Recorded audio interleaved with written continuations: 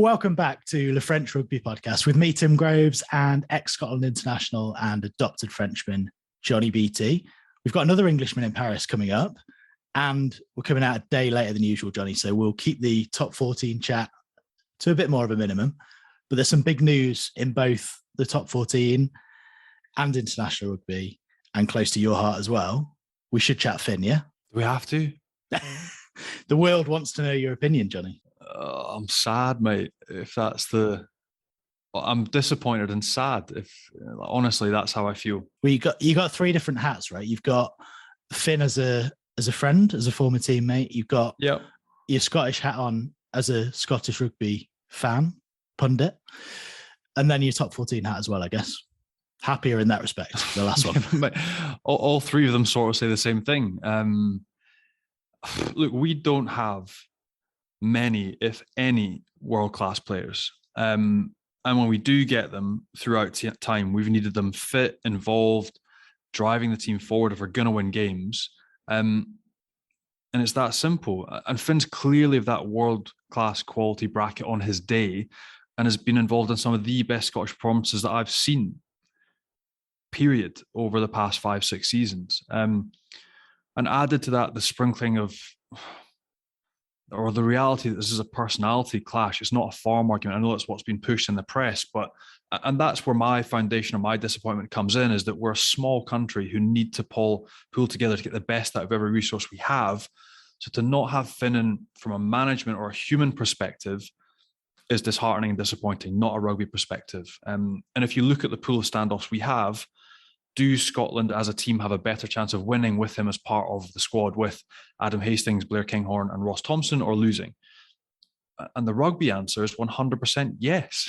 We have a better chance of winning games, but he isn't there. And that's either because a relationship is broken down or they can't find the best way to get the rugby and the trust out of him or manage him in the best way, which I find hugely sad because he's a good bloke, he's a good character.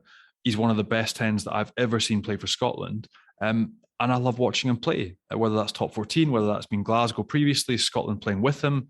So if you're a fan going to the game, like me personally, being a fan now, going to these games and watching or commentating, there's a spark when Finn plays. There's a point of difference. You get people out of their seats. There's an excitement. And if you're going to get people into the game, generally, you want excitement in our sport. He brings that. And I believe personally that we have a stronger chance of winning games with him as part of the squad, whether that's starting, coming off the bench, being part of it at least. So I just find it disappointing. And with our top 14 hat on, you mentioned there the reason Gregor Gev was form. Most people have obviously disputed that, but you watch a lot of top 14 and maybe he thinks that he can say that because people don't watch the top 14, but anyone who does will know that form is not an issue. Not at all, mate. Not at all. And that is wherever he goes, whether it's up in Paris or it's away from home, like he performs consistently week in, week out at an extremely high level for Racing. And you can't underestimate how difficult that is to do as a 4 and 10 coming into a league that is very difficult and challenging, and communication barriers and different ways of coaching. He has been terrific for Racing 92 over a number of years. So the fact that form has been thrown out is even more disappointing. And that's where it kind of just looks silly because we understand, Ross Thompson's part of the squad. He's a good player. I've watched him for a couple of seasons for Glasgow now, like good, capable, solid 10. Outstanding against La Rochelle last season. He was fantastic against them away from home as well. But he has played minimal rugby this season. So if you're throwing the form book at Finn and that's the reason that you're dropping him, it makes it look ridiculous when Ross Thompson's the third 10 that's chosen, has played minimal rugby and he's in there. So, look, it just doesn't look good in my view. Like, you want your best players, you want to work together as a team, you want your national team to function at an extremely high level.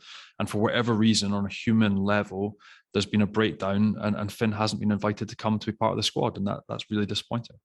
And given you think it's obviously a relationship issue, do you think he's played his last game for Scotland, or at least his last game under Gregor for Scotland? Well, I hope not, mate. I think everyone that watches the game, whether you're an All Blacks fan, a French fan, when you watch Scotland and you watch Finn, and that even comes back to the players, like some of the best players that I played with in France that were All Blacks, Springboks. When Finn started to get his feet under the desk, so to speak, with Scotland, they would all message him like, who is this kid? They were all excited to see him play. They loved the way Scotland were playing when he was part of the squad. And he gave a real bounce to the team. And the honest answer is, I don't know.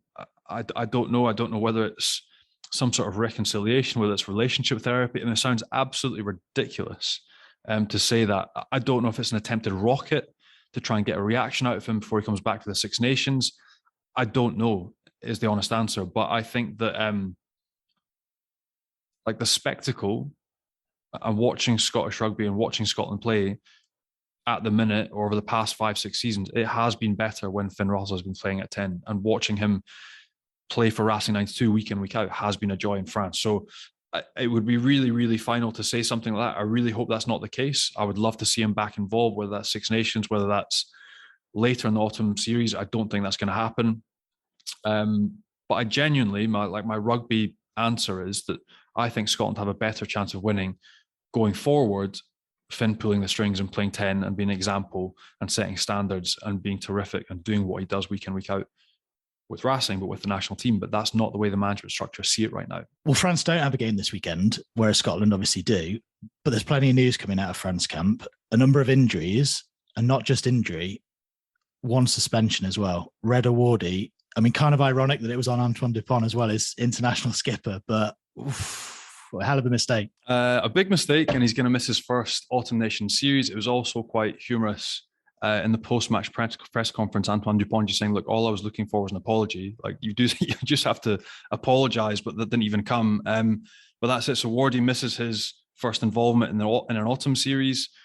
Weirdly, in that game, like the red card came in about the 12th minute, but La Rochelle actually plugged away. They only lost 26-17 in the end. So personal disappointment for Wardy. Greg Aldrich spoke at the end about how they plugged together, they pulled together, and actually were quite proud of the performance, only shipping 26 points, playing against a team like Toulouse for 70 minutes with 14 men.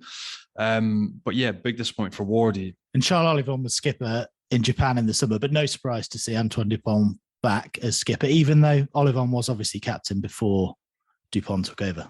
No, I don't think there's going to be much argument. Just announced player of the season again in the top 14 for last year. The world's undisputed best 9 at the minute, freakish for Toulouse every single week. Olivon, to be fair to him, has been working his way back to form.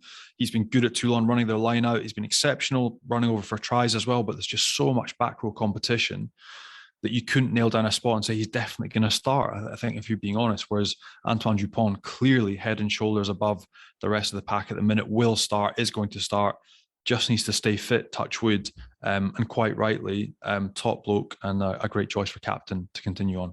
Let's get our guest on now then, and we can have a chat with an Englishman in Paris who's running one of the most exciting backlines in European rugby. Rory Teague joins us. How are you doing? Very well, thank you. Thanks for having me.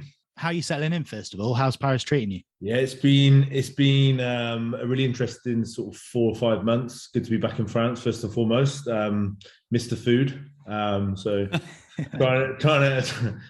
trying to manage how much carbs I consume, but yeah, it's there's no place like France for a nice baguette. But no, on a more serious note, it's been fantastic to get back coaching here in France. The club have been very welcoming. There's a great group, and there's a real appetite to achieve something this year. I think it was a little bit of a disappointing year, and everyone had a much deserved break, and there's a real sort of freshness around the staff, around the players to make the most of this year.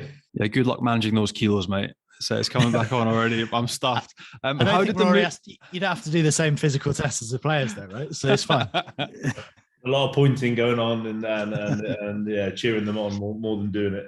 Pinching. Yeah. It's the pinch test. You get that wherever you go. Yeah. Mate, how did the move to Racing come about? So I think when I left Bordeaux, I was sort of in the mix with Prendy and a few others. And they went with Mike, and we sort of stayed in touch just over the years, and had some conversations with Yannick. And then when they found out that Mike was going to move to Munster, they gave me a call, and sort of it all happened really quickly, to be honest. And we had a chat and shared some insights of what I thought and what they were looking for, and it all happened sort of overnight, really. And did you get the bug quite early for France? You mentioned missing the food and wanting to come back over, but you played as a youngster at Limoges and Tarbes and Grenoble. Yeah. So having had that experience as a youngster and the playing experience over here, did you always want to come back and coach in France? Was that always a big aim and a big pool? Yeah, but when the Bordeaux opportunity came up, I thought, you know what, to go and coach in a foreign language, although I do speak the language, I just thought it was a really, really big challenge. It was an interesting test to go and experience what coaching would be like over in France. I had that time. I had my time at Saracens, the England 20s, briefly with the senior England team, and things had moved quite quickly. And I thought, you know what, why not try and sort of really stretch myself and go and work at Bordeaux and experience a different aspect of life. Albeit as a coach. And having had the experience as a player, I just thought it'd be great to sort of take myself out of the comfort zone. Yeah, the experience of going to coach at Bordeaux, I felt was one that was relevant for how quickly my career had gone at quite a young age, where I hadn't been in the saddle for too long. And before you know it, I was working with the England national team, and I wanted to get back into clubland, and get into the week to week, the day to day aspect of coaching. And I just thought, why not? Great experience in life down in the south, Bordeaux, etc., etc. So yeah, I've always loved the league. I love the fact that in France, each ground has its own sort of atmosphere. It's you go from Castres, you got where we play. It's a contrast.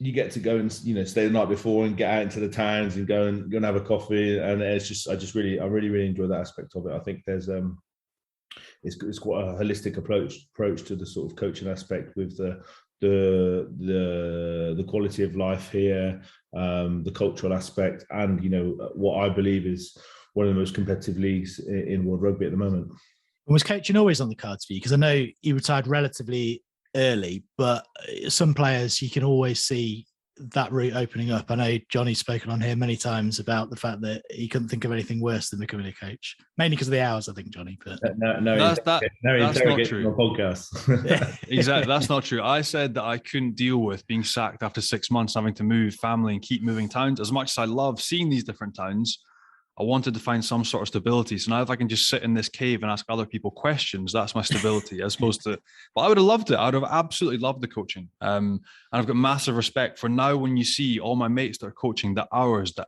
analysis, the prep, the communication, everything that goes into it. It is mental. And I wanted to ask you, like you touched a little bit there about previous experiences. One guy that still fascinates me is Eddie Jones. And you worked in his staff at a very young age. So experience with Eddie, what was that like? Dictator, not open? Did you get 4 a.m. texts? Like, where did you fall with everyone else's experience? Was it more the same or different? Yeah, I think we'll leave it. I had the same experience of most, but I'm incredibly grateful to Eddie for first and foremost giving me the opportunity to coach England. It was a special moment. Really proud to have done that. And I did learn an incredible amount from him. His ability to have all this knowledge and information and bring it all in to give a really short, sharp, pointy message with lots of meaning to the group, I think is a huge skill of his. But yeah, you do have to work hard. You do have to be on the ball. That there's certain elements of sort of family time that you might sacrifice in those environments. And the workload is big, but it is worth it because I think it enriches your knowledge of the game, leadership, high performance. So yeah, my time with him was well spent.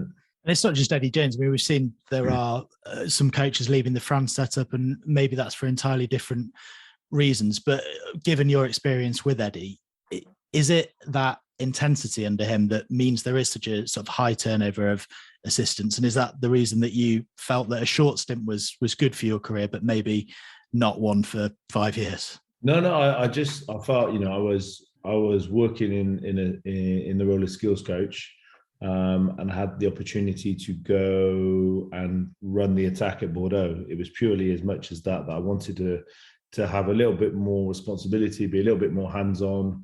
My time spent with Eddie, as a skills coach there, it was fantastic, and I learned lots about being a skills coach and working in the staff. I just felt that, I wanted to challenge myself and have a little bit more responsibility. And Bordeaux offered me that. So it was nothing more than that, really. Look, you'll always hear stories about what it's like to work with Eddie, but on reflection, I think it's more positive than negative from my aspect. And on that role at Bordeaux, you weren't actually there that long when you were promoted again. Like, you ended up on the top job. So how, like, you've obviously managed to, you've got the knack down and you get promoted quickly wherever you go. So clearly talented and enjoying the roles and the challenges. So how did you find that top job, firstly with Bordeaux, leading a big old club like Bordeaux in the top 14? Yeah, look, being completely open and honest, I didn't realize what it was going to be like. In France, they say the costume is too big sometimes for the manager, and I think at a young age, looking back now, it was probably one step too far at 33 to manage a club of that size. Wow. With that, there's a big influence from the outside at Bordeaux, and I think maybe some of the things that I put in place, some of the mistakes that I made, some of the good intentions that perhaps were misunderstood, didn't quite get the traction that I needed, despite the backing of the president. I think a 33-year-old Englishman in most French clubs, with the rivalry between French and English, you're always going to be up against it. I think I get called roast beef at least 2 or 3 times a day, and they'll always divert a little joke towards being English in some sort of way, shape, or form. But no, yeah, I got promoted. It was an interesting one. It was between me and Jeremy Davison, and when you leave, you think, oh, maybe I should have said no. But it's like when you get offered that job, and you can put your own stamp on it. And I perhaps came out of working with Eddie, and I thought maybe the way that he does things with the England national team is the way it needs to be done in a club. And it potentially might have been too intense, too Anglo in a Latin-based environment. So yeah, but it's one of those opportunities that you don't say no. And despite the way it finished, I'm grateful again for the opportunity to have learned. And I don't think I'd be where I am now in terms of the way I feel I coach, how I've developed my own sort of skills as a coach, and how I see the game. I think all those experiences are valuable, and I look back on it in a positive light versus a negative light. Having said that, I think no matter how positive you are, when you do get the flick, there are some dark moments, and there are some dark days. Well, mate, obviously you're going to be ambitious, young, 33. Somebody offers you the Bordeaux job, the head job. You're not going to say no. So what's changed when you look back at your approach now, and you said taking a cookie cutter, taking the Anglo-Saxon stamp and trying to bring that to Bordeaux, with that experience that you've seen that not working at Bordeaux, now at Racing as an assistant, potentially as a head coach in the future, what type of blend would you use with the cultural differences that we have across this little piece of water that divides us, and you end up being called a roast beef? It's weird. If you ended back up in England, you might take that cookie cutter and apply it back to a Saracens or a Gloucester or wherever you're going to go. But over here, how is your approach tweaked? What differences do you bring in? What's nuanced to the way that you coach? What I'm going to say now is purely based on my experiences and my opinion. I think that in France things emerge a lot more than being planned.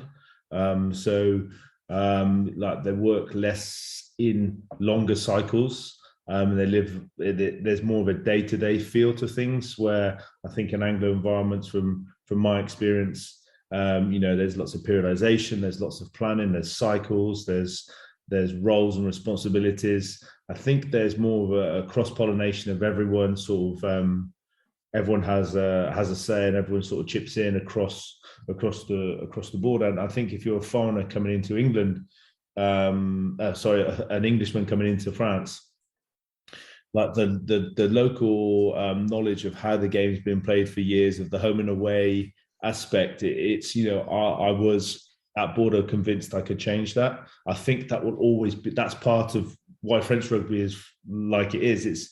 It's the heritage, it's their history. And in that aspect, I think they're quite archaic. And I think it's about embracing it. And, appreciating that the way they do it, there are aspects of what they do that does work really well. So you've got to be open-minded when you come into it, and really try and find that sweet spot. And by no means is it easy, because some of the formation that we go, like the apprenticeship of a coach in England would be slightly different to the way it's done here. So maybe some of your knowledge around coaching science or coaching methodology might be different to the way it's implemented in France. And I think it's just about developing techniques and understanding how you can influence in a positive way, and knowing what you can control and what you can't control. It's not black, it's not white. There's that grey area, and I think that's why they are the way they are, and why I love working with them, is because there is that sort of element of the unknown, and one day they could emotionally get to a level that no other team can get to physically, and that's the beauty of French rugby. And on that note, one of the bits that I enjoyed best, and it kind of taps into what you're saying here, is the methodology of technical, team strategy, templates of playing, and sort of organizational is one part. But the bit that I loved the most about working in a second language in France with Fijians, Georgians, Argentinians, Frenchmen was the psychology, it was the emotional management and managing people that I felt was way more important, and almost I think if you took the technical aspect, how teams play, generally the same, but that home and away, defending your hometown, taking an absolute kicking, going away from home, harnessing that energy, making that a positive come Monday, Tuesday with a review when everyone's down, bringing them back up, all these types of people issues is the sort of beautiful part of French rugby that I've loved from the get-go. Yeah, I completely agree. I almost feel like sometimes there's like that, if you do lose away, there's going to be a reaction. And then again, from a coaching aspect, is how do you manage that? Because I think sometimes potentially in England, you lose a game and there might be some real sort of glaring work rate errors, or someone really goes off the strategy or the game plan, etc. Whereas here, you deep down that there's going to be a reaction, and it's trying to sort of then manage that. Do you then, when they're down, do you give them a bit more of a hard time, or do you try to be on their level and have that sort of like, it's almost like you don't talk about it, but there's going to be a reaction this weekend, and the week sometimes is super long because you're so excited to get to the next Saturday. It almost seems like the week goes a little bit longer because there's that energy, that's buzz. It's I guess we could sit here for hours and try to explain it. I think as once you've lived it, it's something it's very unique. It's special. The je ne sais quoi. There exactly, you go. Yeah. And you mentioned some of the negative reaction to you from your own fans at Bordeaux, whether that be as an Englishman or because of some of the ideas that you were trying to implement. Is it true that went as far as your car being vandalized, and you had some other issues there as well? Yeah, there was a lot of things that happened. One of the more funny stories was it was at the time of Brexit, and someone had graffitied onto the training ground door, Teagues it. So there, yeah. That's good value, to be fair. Bravo. You can, if that happened to someone else, I think that's good. That's good chat. That's good banter. But yeah, look, there was highs and lows of my time there. But again, when I look back, and I was back there the other week, and everything, was good. Said hello to everyone. And unfortunately, we didn't come away with the result that we were anticipating. Look, I'm happy to see that Christoph's gone in there and done a good job. Joe took over from me and sort of held the fort for the rest of the year, and he did a good job. He gained some experience from Joe Worsley coaching when I left. And you can either look at it that every Saturday you look at their result and you want them to not win, but I think you create some relationships. You work with some players and some stronger relationships than others, But like someone like Matthew Jalibert, I stay in contact with. I'm happy to see his progression. Lucky to be working with Cameron again back here at racing. It's just you hold on to some of those relationships and some of those sort of seeds you planted those years ago, and see them come to fruition. So you can only sort of look at it in a positive light. But I don't think the car insurance company were that happy back in Bordeaux. And we talk quite a lot on here about off-field stuff, about presidents, about the sort of politics of French rugby. Just briefly, because I'm sure you could talk for hours about that, but just give us an insight into what it was like. Because obviously, generally being an assistant, you can leave that to someone else. But when you did have the top job for that brief period, how difficult was it dealing with all that off-field stuff? Yeah, I think you don't have a job description. I remember the game before I had the dreaded meeting with the president. We lost.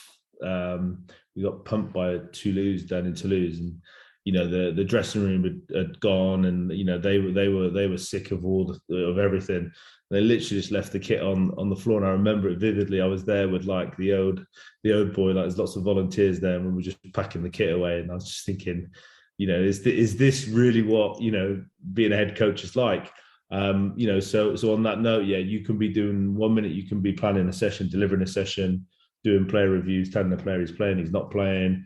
Then you meet an agent in the evening with the president. Then there's a sponsors function. Then there's a president will just call you in the middle of a meeting. So you are stretched. And I think now, correct me if I'm wrong, but I think some clubs in France, have like CEO type roles, and you have more of a sports director. I know Yannick Lang last year was like a sports director. So I think those roles and responsibilities, and running the rugby side of things more like a business and an organization, whereby there's roles and responsibilities, and there's a feedback loop, and there's more meetings and stuff. That I think that has obviously developed in 4 years since I was last here. But when Laurent Trevor's phone rings in the middle of like a planning meeting, and it's either another director or it's the president, I get that feeling, thinking, oh, thank goodness that's not. Which leads me nicely into I was going to say, would you aim for top job once again? Are you now happier being an assistant with less pressure? Or if you could find the right club with a top role, with a dude, like Lanyang, a nice sporting director you could work with, and some of that pressure's taken off, would you want to get back in that hot seat again in France and take on a top 14 club as the top dog? No, I think I never say never. I'm, ambitious to one day maybe do that. Having been what I've been through, I don't think about it at this moment in time, and there's no rush. You never know, when it's going to come. Sometimes, things fall in your favor, and sometimes they don't. But yeah, I would love to sort of get back to, at some stage, in 5 or 6 years time, maybe, having more responsibility of the game plan, and trying to create like a DNA of a team and a blueprint of a team, for sure. But at the moment, I'm really enjoying coaching the backs, first and foremost. Sharing ideas on the attack, working on the attack, trying to harness and anchor some of the things that have been put in place previously. For sure, there's some things that we've tweaked, and some ideas that the players have brought to the table that we're trying to implement. So hopefully over the next couple of months that gets some traction. And obviously offering my support of knowing the sort of processes that Laurent Trevor's going through, and in selection and how you deal with things. I think having been in that role, you sort of can anticipate and see things unfolding, which hopefully it shows that I can support and help in a positive way. You touched on it before there. When the Bordeaux top job sort of just becomes available and you're there, you can't really turn it down. You're going to take that chance. And I know you were at Gloucester when Johan Ackermann and David Humphreys left, and there were rumours around that time that maybe you would step up. So I just wonder if you I don't know how close that was to coming to fruition, but I wonder if you look at the various clubs that you've been at and sort of wonder, what if an opportunity arose at an English club, and maybe you didn't have that language and cultural barrier maybe things would work out differently in the top job. Yeah, I think you've got to stay positive, haven't you, and hope for the best. But I think the decision at Gloucester to go with George, I think, was the right one. I think it was what they needed. It's great to see, how well he's done, how much he's grown as a young head coach. I know it's not easy.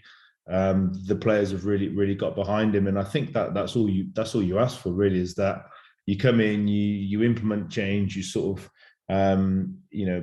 put your marker down, and the boys buy into it. And I think sometimes it's how it falls, because if there's a group of players that are unhappy with the head coach and they want him out, for example, which, let's be honest, that does happen in rugby, they've got to then step up to the mark, because if they want change. And I think, someone like Gloucester, there was an aspect of trying to bring back that Gloucester DNA, et cetera, and I think they've done it incredibly well. And I think that's been a joint effort of, Lance coming in, a new direction, Alex Brown stepping up, and really tiering that sort of management structure, developing that core group of leaders, and the boys getting behind the change. Albeit it was a tough spell in COVID, but yeah, who knows what the future holds. Ultimately, I'm incredibly grateful for the opportunity to be back coaching at Racing in France at Racing. It's a great club. We've got great home ground, and hopefully we can continue playing some fantastic rugby. And again, maybe looking back, one of the mistakes back in Bordeaux is that I probably wanted to change too much too quickly. And, it's been really refreshing to sort of come in and just sort of slip into what they were doing before, as opposed to saying, right, this is what we need to do. And, I think you sort of take stock and think about how you've developed as a person, as a coach, and doing that has been rewarding. And when you talk about some of the gradual changes and some of the things that have almost been enforced on clubs, like I know, for instance, you were working at Harrow School with Maro Itoje and the youth set up in England, but typically in France, it's been, what stars can we buy in? Who's ready-made? Who's got the experience? Super Rugby. Now, there's so much more emphasis placed on youth and the development of the youth section. You can see Joe Rokokoko, like Yannick Nyanga. These guys are working with the youth side at Racing. And some of the young kids that have come through recently, the past 2-3 seasons, have been phenomenal. So I wanted to ask you, who should be looking out for next coming out of Racing? Because we've seen the youth team killing it as well. Are there a couple of more talented next generation kids that are about to pop their heads up in the next few rounds? I guess I don't want to sort of throw some names out that I don't really know enough about. To be honest, I've taken my time getting back into it and not sort of got into the recruitment side of things as of yet. I think, like, obviously the obvious players at our club, like your Nolan Legarec and Max Spring, Enzo Begimagal, who scored the try for us down in Bayonne. I think he'll be a great player in the future. But no, I haven't really, if I'm being completely honest, I don't know enough about the sort of tier underneath, sort of like that, that group of like Nolan and Max, to be honest. So Max is a good example. So for people that maybe are, casual rugby watchers, but don't maybe watch too much of the top 14, they won't know too much about Max Spring. They'll see him pick up a couple of test caps in the summer. Like, I know his dad, Sean, like his dad, Sean, lives in the Basque Country. Like, he played for Bayonne as a young kid, came through the club.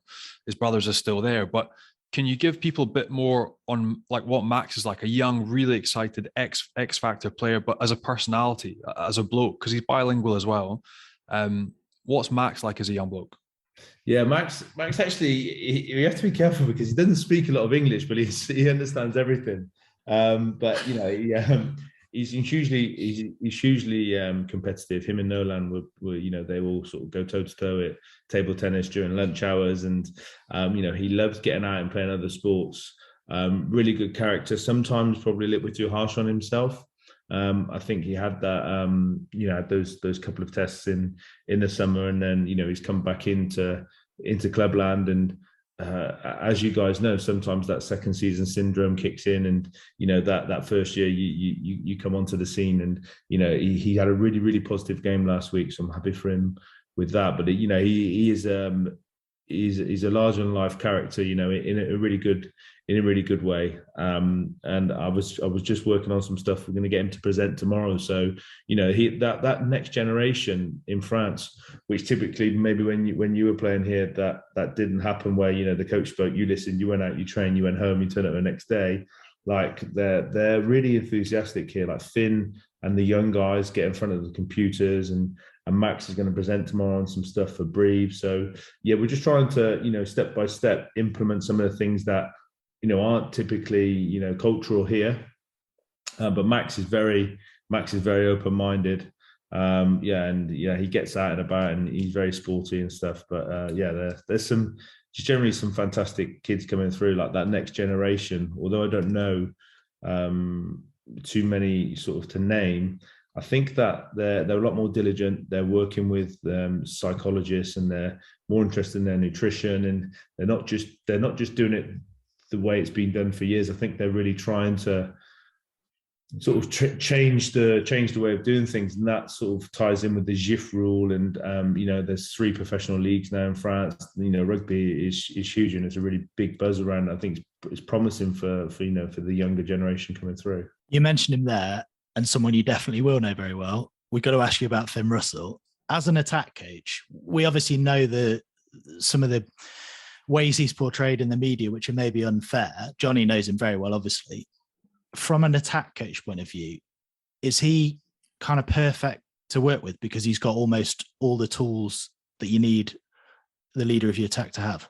I think for me, more so his off-field application to his analysis, his diligent. He'll come in, knock on the coach's door. He'll be in there. He'll be asking questions. He'll be suggesting things. I don't know what's said, and I don't know, what people think. I can only speak from the way he's been with me. We met in the summer just after I'd signed, before the season started. We had a coffee. We talked about some of the things that he personally wanted to do. I think some of them were obvious, and the way he's told the coaches what he wants to do this year and what he's done is fantastic. I think he's been incredibly consistent for racing, albeit we've not seen the sort of the flair that Finn has showed in previous years. That also does tie in with a little bit of the way that we want to play this year, which is agreed by players and staff.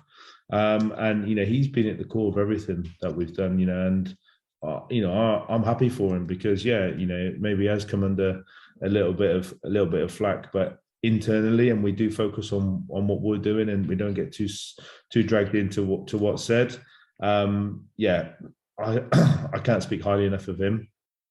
And then on the field, he's always going to do 2 or 3 things that might not come off. But I think for the 2 or 3 things that might not come off, you're going to get 7 or 8 positive, really influential moments from Finn. And if you look at him, he his communication, the way he talks to the youngsters, he manages that Latin French aspect well. And he's also got a group of foreigners that rely on him for translating. He sits at the back amongst the foreigners, which is great, because then I don't have to translate all the time. So he does a little bit for me. But look, and it's not a case of me trying to talk him up. I genuinely mean that he's been fantastic for me personally, coming into a new club, and I think he's done himself proud to date, and hopefully it continues. And also, you'll be delighted that he's now not involved, because you'll have him through the international window for racing. So it's a positive for you guys. Yeah. But having not been announced in the squad, and you've been with him day to day, how's he taken that news? Like, obviously, you talk about his analysis, the work has he just poured himself back into work and trying to get back into net result, play against Breve? How's he taking it? His body language? How's he getting on? No, you wouldn't really know. You wouldn't know that he hasn't been picked. He turned up. We had a chat about it. We've had one conversation about it. He's at peace with it from what I can understand. He's carried on training. He played at the weekend. I anticipate he'll be in the group this weekend against Breve. you wouldn't know any different. I think he's really focused, and he knows that by playing well at the club, other things will happen. So yeah, you wouldn't really know. Body language, yeah, he's always kicking the ball at someone, or he's he's got a little blank going, a little joke going on somewhere. But yeah, he's his demeanor, his body language is état d'esprit, as we say here, hasn't changed one bit. So I think again, he's doing himself really proud in the way he's approached this season. Were you shocked, Rory? Because the world seemed quite surprised, and presumably as a coaching group, you were planning to be without him for the next few weeks. Yeah, again, I don't really know what Gregor or the guys were thinking. I personally didn't have any contact. There was no questions asked on how he's attacking. Those conversations I had at sort of head coach level. So there might have been some conversations with Laurent Travers. No, we've sort of just got on with it, really, and I think we've not wanted to jump up and down because we've got him here, because he probably would have wanted to have represented his country, but he's a key part of what we're trying to put in place this year. So yeah, look, who knows? Sometimes there's clashes of character and form, and there's all sorts of different things that could be the reason why he's not playing. But yeah, we're just incredibly happy to have him here still. And he's yesterday left his attack notes upstairs by the computers for me, and I worked on those today, and that's the way he is. You couldn't ask for anything more seriously. Mate, he's a good egg, and we were talking about it before we came on, but that's the infuriating bit for me as a Scottish rugby fan is, like, I want to see him there. I want to see him play, and it's not been, for me, again, you talk about form. His form has been good. Like, his form, the games that I've watched, the games that I've commented on or worked at, like, I've loved watching Finn play the past 5, 6, 7 rounds of the top 14. He's been in good form, and the disappointing bit from my side is that it is this personality clash, or something we can't get past management group and a performance group, so that we can get them on the field and all drive standards together and move forward and perform as a Scottish side. That's the disappointing bit from my perspective, and we'll never find out, because behind closed doors we won't know what's actually been said or what wires are there, or why they can't work together. But it's fundamentally disappointing for everyone that wants to watch Scotland take on Australia, New Zealand in this Autumn Nations series, because in my mind anyway, you've got a better chance of winning with Finn on the field.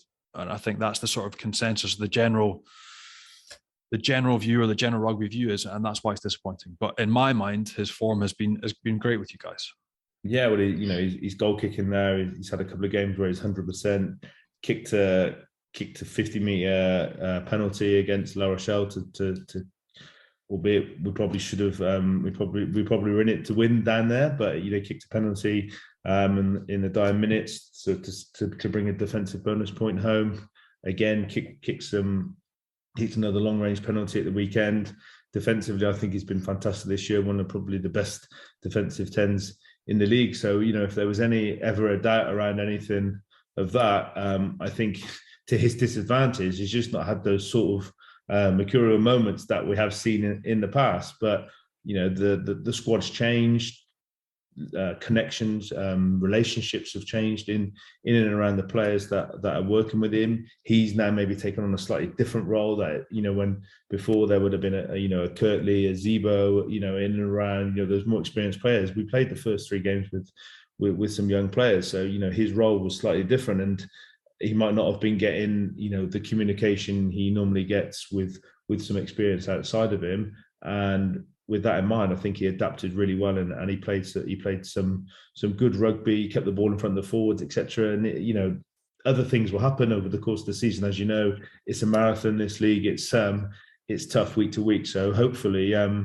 he can keep developing and enjoying it, and he's playing with a smile on his face. And let's take it away from Finn, because you guys are both saying he's a good egg. You're saying he's very diligent, very good. So this is not about Finn, but if you broaden it out as a coach, you mentioned there lots of stuff goes on behind closed doors that the wider public don't see.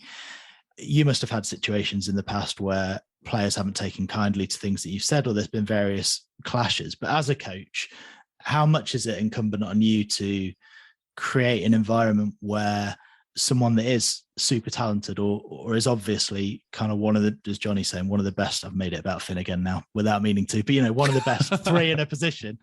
Just broadly speaking, is that your job as a coach to sort of create an environment that someone can work within, or is it just certain personalities it just doesn't work?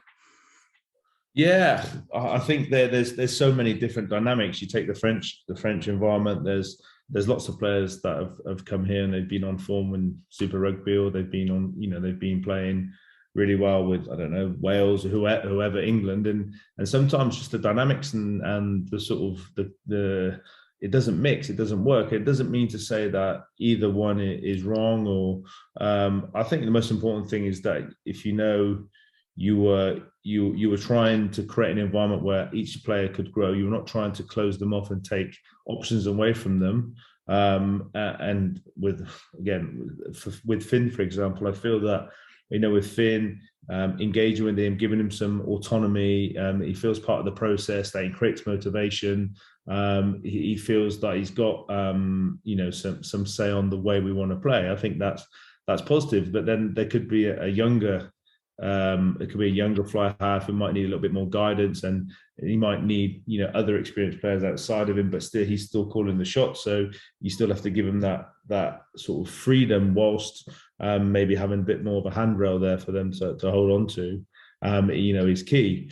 Again, there's lots of different ways of managing people and managing players, isn't there? But yeah, I think a lot of it is sort of that contextualization of, right, what's the situation? Where are we at as a club, and what players do we need? And I think recruitment and environment is key. It's a $1 million question, I think, personally. I wanted to segue really quickly away from Finn, but to one of those guys that was playing with Finn up until recently, with Vermi Vakatawa and his forced retirement. And I wanted to ask you, again, that's one major piece that's been removed from the puzzle, and a world-class talent, a world-class player. How is he getting on? Because I haven't seen him since. Like, where is he finding his feet? Is he taking a role in the backroom staff with Racing? Do you know what his next movements are going to be? Just because of phenomenal talent and a phenomenal man as well. Yeah, hugely sad. It was a bit of a dark day when that was announced. Obviously, he's he's grown up and come through the ranks at Racing. I think him and the club have got a real strong affection for each other. I think they know he's done a lot for them, and I think he knows how much the club have done for him, both on and off the field. So from what I understand, Jackie will continue supporting him in whatever way possible, and there was some conversations about him potentially going into coaching. At what level and what aspect, what capacity, I don't know. I think he's taking some time out now. He's having a bit of a holiday. But I guess the $1 million question is, how long is a Fijian holiday? So hopefully we see him back at the club soon. The last conversation I had with him is we talked around looking at some back three stuff and some counter-attack stuff and getting his ideas and doing some analysis. So yeah, hopefully he's back soon, but who knows? And obviously there's a long, long way to go in this season, and hopefully a lot of success for you guys at Racing. But we already know that Stuart Lancaster is coming in next season. So have you spoken to him yet? And are you definitely going to be here at Racing next season? And is he someone that you'd love to work with? Absolutely. I think, Stuart's sort of pathway in coaching is one to admire.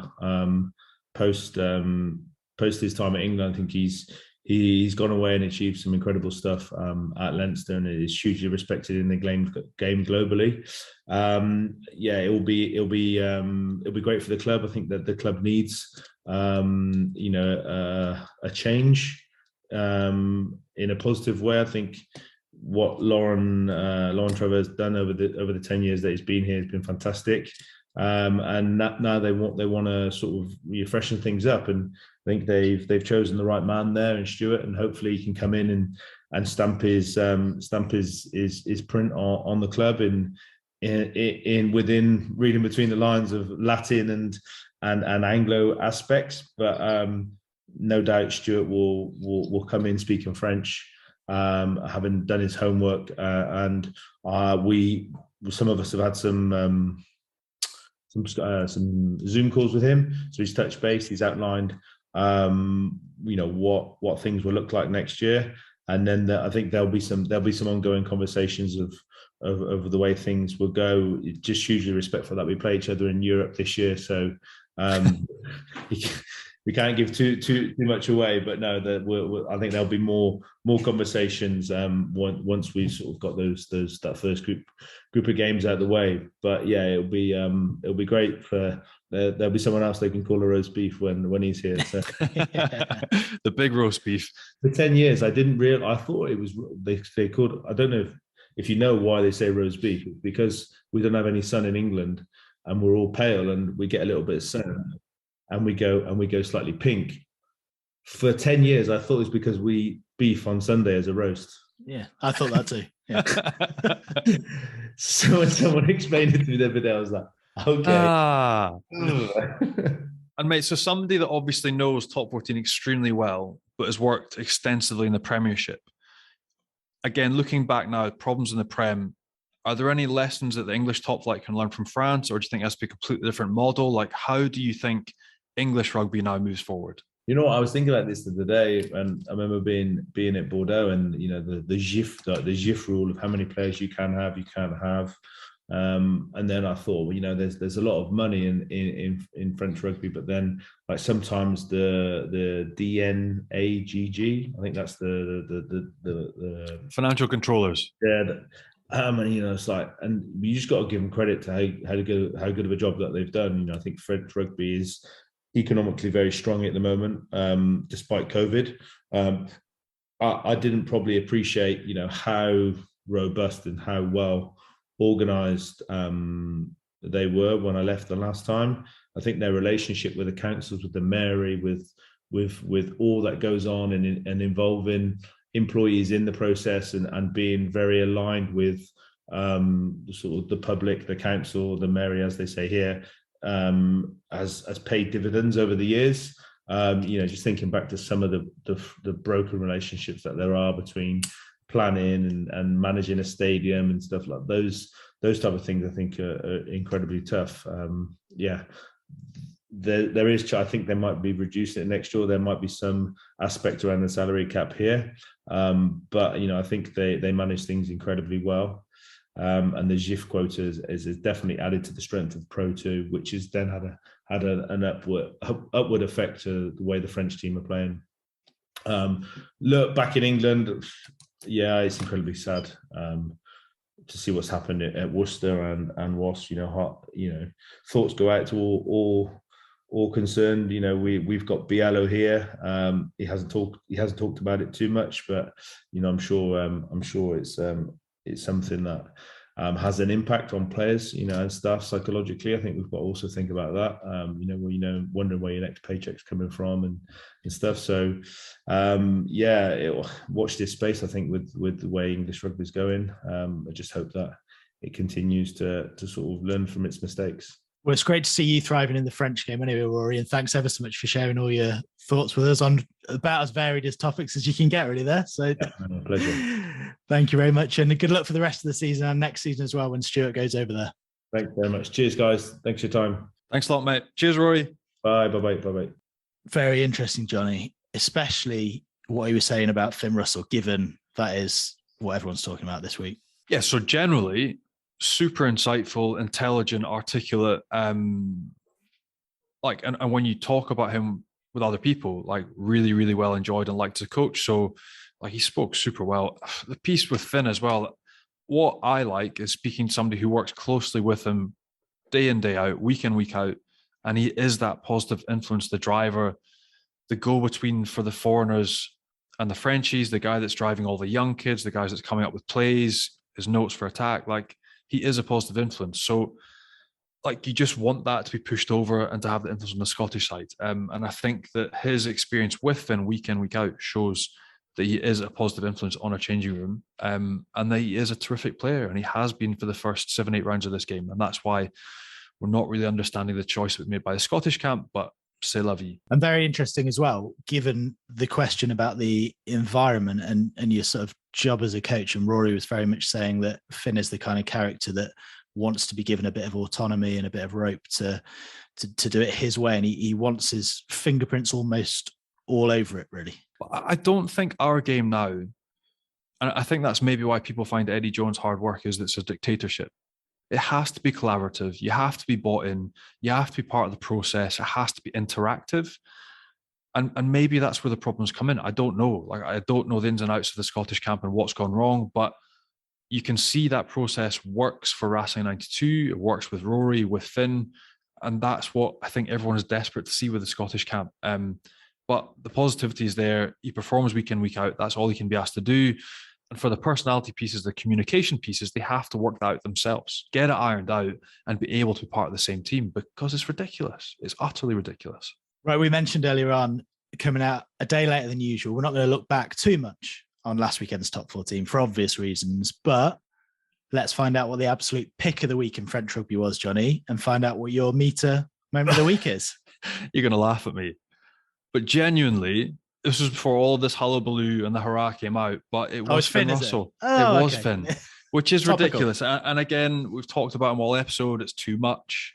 Hashtag too much. I don't know what to say, but look, 38-31 win against Montpellier. He was central to everything that was positive. He knocked over 18 points with a boot. He set up 3 tries on the gain line, on the front foot, testing defences, delayed passes for Francis Saili, an offload 5 metres out for Baptiste Chuzenu.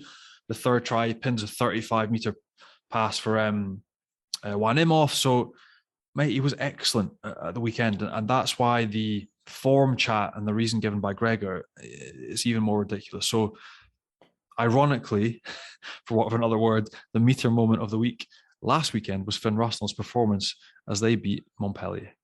There we go. That was Johnny's meter moment of the week. And Meter is the world's #1 wireless meat thermometer, recently making over 20 million cooks better with their game-changing app and completely wireless Bluetooth meat probe. You can use it on a barbecue, in the oven, or in a pan, and you can get your hands on one at meter.com. Plus, you can get 20% off any full-price item. All you have to do is enter the code FrenchPod20 at checkout. That's FrenchPod20, and you'll get 20% off any full-price item at meter.com. And they work on your roast beefs for Rory. Absolutely. There you go. Let's have just a very quick look ahead to this weekend's games then. And without dwelling on the point again, before we come on to the top 14, there is an international. It's Scotland without Finn against Australia. What do you reckon, Johnny? It's not about Finn. Let's stop talking. It's about you and I meeting up in Edinburgh and having a couple of beers after the game and having a couple of nights away from our missus and our children. That is the bit I care about. I couldn't give a shit about Finn. There it is. I've said it. Mine doesn't listen, so you can say what you want. My missus told me she listened to an episode last week. What are you doing? You've got way too much time on your hands. I just missed your voice. Sad. No, mate. So I am coming to Edinburgh this weekend. I am bringing over Henry Spate and Joe Tamani to do some hospitality. I'll also be doing the commentary during the game. And so, mate, looking forward to a Friday night, Saturday night in Edinburgh with you. I will see you there, Tim. I'll be looking forward to a beer with everybody. And then Sunday off to Paris to do the Bordeaux Toulon game on Sunday night. So a busy weekend, 3 nights away from the home. Yes, I'm going to sleep well. I'm not going to miss my children. And I'm very much looking forward to it. And on the pitch, are you confident as a Scot or not? That. Well, do you know what, mate? Like, see, playing against Australia in my day, this makes it sound really old, but it was, Matt Gittle, Mortlock, Palu.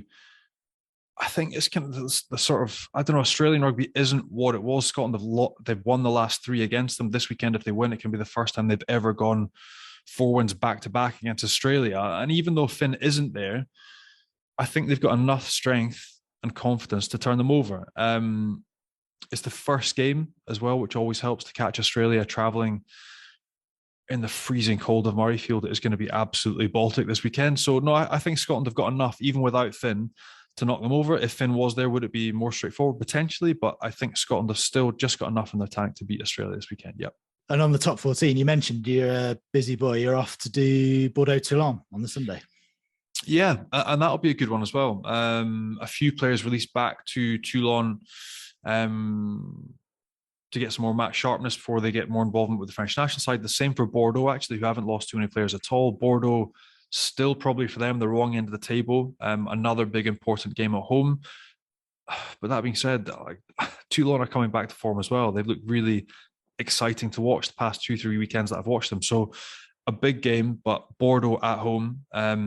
We've just mentioned, or Roy spoke about the influence that environment has. The crowd is a hard place to go, and I think Bordeaux would just be too strong for too long at home.